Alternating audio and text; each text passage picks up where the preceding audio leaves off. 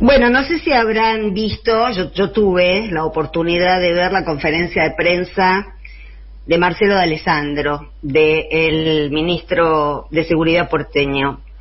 Y bueno, se tomó una licencia para contener a la familia, cuac.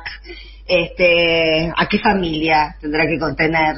¿A la familia chica o a la familia grande?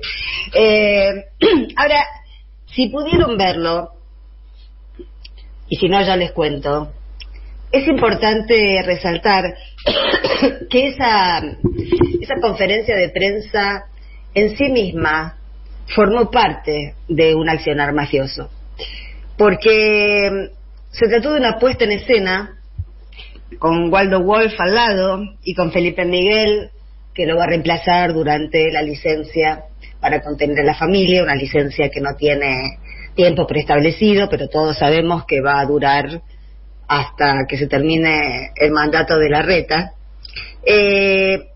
Y bueno, presentaban un plan de seguridad, no era una conferencia de prensa para anunciar que se tomaba licencia, ni para hablar de los chats, ni para hablar de lo que dicen los chats, porque son dos cosas distintas, ¿no? Una cosa son los chats, la obtención de los chats, que seguramente obedecen a una acción de inteligencia, no se sabe de quién, crecen los rumores del fuego amigo, pero no estamos seguros. Bueno, eso es un tema, de dónde salieron los chats. Otro asunto muy distinto, como los chats del Lago Escondido, es qué decían los chats, si los chats eran verdaderos, si esas conversaciones ocurrieron o no ocurrieron, si tuvieron lugar o no tuvieron lugar, y de eso no hablan, se limitan a hablar del espionaje. Tuvo formato de conferencia de prensa porque lo que quiere instalar son tan pueriles, y lamentablemente tanta gente en este país se ha puerilizado siguiendo a los medios hegemónicos, porque lo que hacen es infantilizarlos, hacerles creer cosas obvias o cosas inverosímiles, y bueno, eso era lo que decían en el chat del Lago Escondido sobre cómo reaccionar ante la publicación, ante la publicidad del viaje al Lago Escondido, ¿no? Ahí las instrucciones las daba en esos chats Ercolini. ¿Por qué digo esto? Porque en esa pretendida conferencia de prensa que tuvo lugar hoy, insisto, no para hablar de los chats, no para hablar de la licencia, sino para presentar un plan de seguridad, porque resulta que Buenos Aires es una ciudad segurísima, es la más segura de no sé dónde, y tenemos una policía metropolitana que no sabe lo buena que es. Le dieron formato ficcional, por supuesto, como todo lo que hace Juntos por el Cambio, de conferencia de prensa. ¿Quiénes preguntaron? Porque se hizo un sorteo, pero el sorteo, digamos, la bolilla o los papelitos no fue público, no se sacaron en público, así que bueno, eligieron los medios, era La Nación Más, TN y Mitre. Las preguntas ¿cuáles fueron? ¿Cómo se siente su familia con la ventilación de estos chats? ¿Qué origen cree usted que tiene el espionaje ilegal? Bueno, de ese tenor, fueron 3 preguntas, las 3 tenían que ver o cómo está la familia, cómo se siente usted con la ventilación de estos escándalos y a quién le atribuye el espionaje ilegal. Esto que estoy relatando y que sucedió esta tarde era lo que en los chats del Lago Escondido Ercolini le sugería al propio D'Alessandro, al mismo D'Alessandro, cuando se supo que habían publicado que alguien había obtenido la lista del avión y que sus nombres estaban estampados en ese avión privado. Lo que sugería Ercolini era imponer la línea editorial del espionaje ilegal, con lo cual la gente iba a hablar de cómo se obtuvieron esos datos, pero no iba a hablar de quienes viajaron al Lago Escondido. Es exactamente lo que pasó hoy. Agarraron a 3 medios que forman parte de la mafia, porque los jefes, las patronales de los 3 medios que estaban ahí presentes, 2 de Clarín y 1 de La Nación, también fueron al Lago Escondido. también participan de las operaciones, también están entongados con la Corte Suprema, también juegan políticamente. Entonces, el formato parece una conferencia de prensa y se cumple con que el tipo da la cara, pero no da la cara, hace que da la cara. ¿Y quién lo tiene que cubrir? Los medios de comunicación, que son cómplices de D'Alessandro, de la Reta, de Macri, de Bullrich, de Vidal, son todos lo mismo. Esta interna, como decíamos ayer, ¿no? La interna hay que mirarla teniendo en cuenta que si se provocan daño entre sí, bueno, está bárbaro, pero gane quien gane, es malo para nosotros, es malo para la Argentina, porque este es un proyecto de extranjerización, es un proyecto, el que tienen en mente, evidentemente, si lo planean en el Lago Escondido, en los feudos de Lewis, ¿qué vamos a esperar? ¿Que sea un proyecto federal? Es de alguna manera sorprendente el sentido del fallo de la Corte sobre la coparticipación, el sentido unitario del fallo de la Corte en relación con la coparticipación. ¿Es contradictorio o inverosímil con lo que venimos observando de Juntos por el Cambio en la última década? No, todo tiene que ver con esta esencia centralista, con esta esencia porteña, con esta esencia supremacista porteña que sostienen ellos. Pero me parecía importante advertir que lo que se vio hoy por televisión forma parte de una puesta en escena mafiosa que incluye a los medios de comunicación socios de los ilícitos de Juntos por el Cambio, para que no tomemos como conferencia de prensa lo que es nada más que un acting de periodismo y de conferencia de prensa, pero de periodismo no tiene nada, y sí tiene mucho de mugre, de la mugre de la que estamos hartos. Antes, a la mañana, se habían reunido un grupo de gobernadores que no llegaron a los 14 que respaldaron el juicio político, fueron menos. Hay que ver, los que amagan y reculan de los gobernadores, el de San Juan no estuvo, a de Río Negro, que tiene también acuerdos con Lewis, tampoco. Así que, bueno, esos gobernadores deberán explicarles a sus pueblos por qué no le hicieron juicio político a una corte que quiere desapoderar a las provincias. Pero cuando terminó, el primero que tomó la palabra fue Capitanich, así que vamos a escucharlo.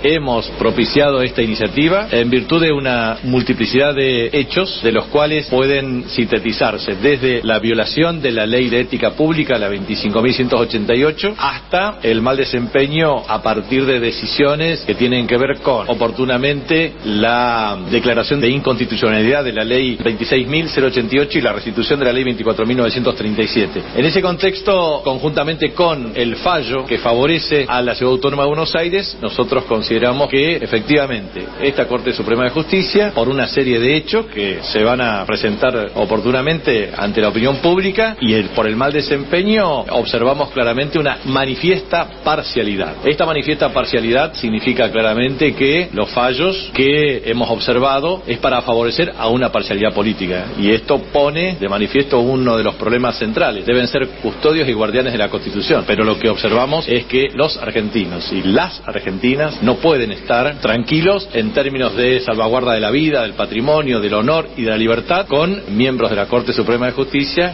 que violan clara y contundentemente la Constitución Nacional y sobre todo los principios que son esenciales desde el punto de vista del principio republicano, del principio federal de gobierno. Nosotros, las provincias argentinas, nos sentimos damnificados por la asignación de recursos de una manera antojadiza, sin ningún tipo de fundamento o argumento alguno. Y no es cierto que no nos afecta. Nos afecta y severamente menor transferencia de recursos nacionales, y en consecuencia nosotros consideramos que la defensa de los intereses de nuestras provincias argentinas y obviamente del federalismo es una bandera absolutamente irrenunciable, porque es la base para lograr equidad y para lograr igualdad. Bueno, ahí estaban algunos de los argumentos, sobran argumentos para hacerle juicio político a los 4 miembros de esta corte vergonzosa. Pero yo quería insistir con lo primero, ¿no? Porque vamos a seguir hablando sobre este tema en el programa, pero según ha salido publicado,